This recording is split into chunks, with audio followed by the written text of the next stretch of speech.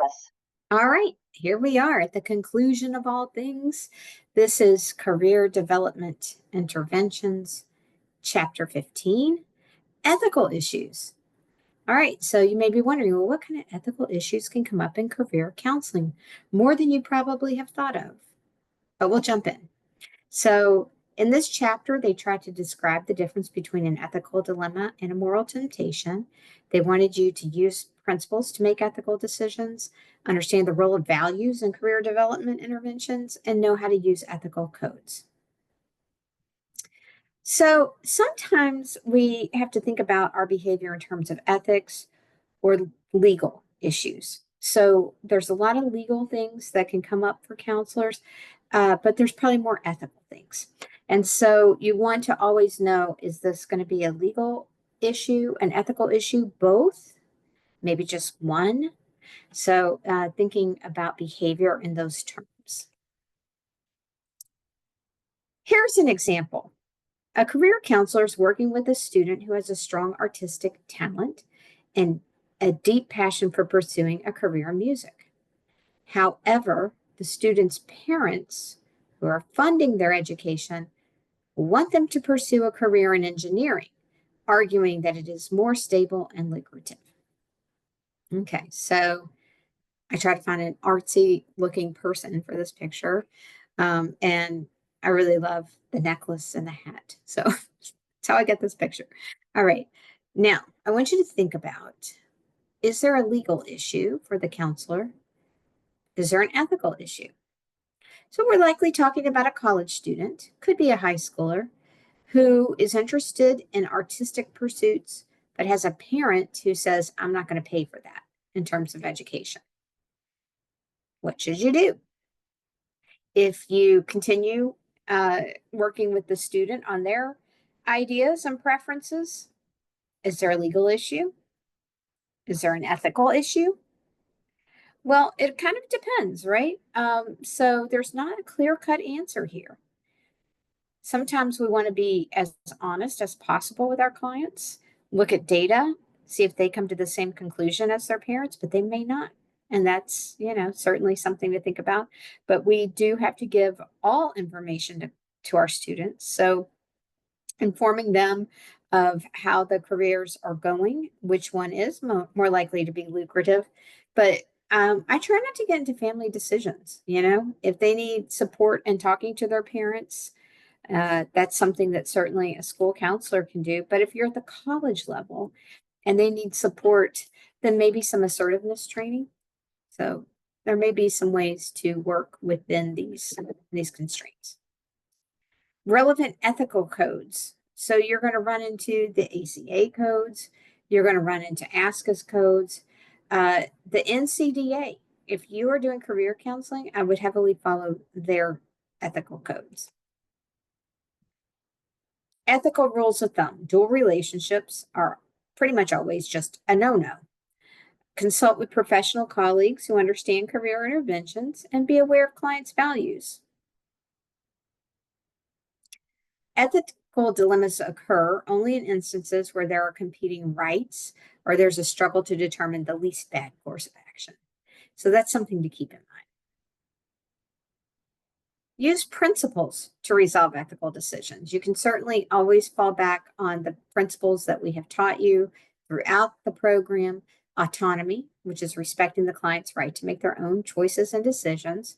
Non-maleficence, which is an ethical principle meaning do no harm. And then beneficence, which is above and beyond non-maleficence. It's acting in ways that promote the client's well-being and growth. Justice, that's treating clients fairly and equitably without discrimination or favoritism. And then fidelity, being trustworthy, honest, and loyal to your clients. Additional principles. Think about veracity, telling the truth. I just talked about that with the student who's going into art. Okay, here's your parents' concern. Here's how that looks in data. Here's your choice. Here's how that looks in data. How can I help you come to a conclusion, right? Privacy. Allow individuals to limit access to information about themselves. So if somebody doesn't want to tell you something, they don't have to. I mean, it's not our job to be the nosy pants of the neighborhood, right? Confidentiality is allowing individuals to control access to information they have shared. Progress on ethical challenges. Standard counseling ethics are clear, while other ethical requirements are not as clear. All right. So that means, like in research, we know some things really matter in terms of the relationship, and some things, may come up on occasion, and it's good to have guidance on it. The NCDA has developed guidelines for using the internet in career service delivery, or for delivering occupational information, such as online job searches, things like that. The latest version of the NCDA is actually 2024. They have 2015 in this PowerPoint, but it's actually 2024. And it recognizes career professionals' responsibility for advocacy. So that was like a new step for NCDA. The ethical standards for the National Career Development Association are divided into these sections. The first is the professional relationship, and that's where it's going to go ahead and address issues like dual roles, confidentiality, privilege communication, and privacy. Professional responsibilities. What are the responsibilities of a career counselor? Relationships with other professionals, such as mental health counselors, such as school counselors. The ethical standards around using evaluation, assessment, and interpretation. Providing career services online. There's a telehealth aspect. Supervision, training, and teaching. So how do we supervise people who are doing career counseling, train or teach them? And then research and publication and resolving ethical issues. The main thing I would say here is that you want to stay in your lane. What are you competent to do? If you know you're not competent as a clinical mental health counselor to do career counseling, you should refer your client. If you're a career counselor and you don't have an LPC, then there's probably going to be a problem with you addressing mental health issues. Now, most career counselors do have a master's in counseling, so they may have some degree of knowledge about things like depression, anxiety, trauma, but have they actually earned the LPC? So I give you an example here. A client presents with mental health concerns, depression, anxiety, trauma, that significantly impact career decision-making. Note here the term significantly impact. So we know that this is a very serious situation, right? The counselor is a master career counselor. So they have a master's degree, plus they have about 2,000 hours of licensed career counseling supervision. But they're not an LPC. The counselor provides therapy-like treatment instead of referring the client to a licensed mental health professional. Well, is that an ethical issue? Yes, it is an ethical issue.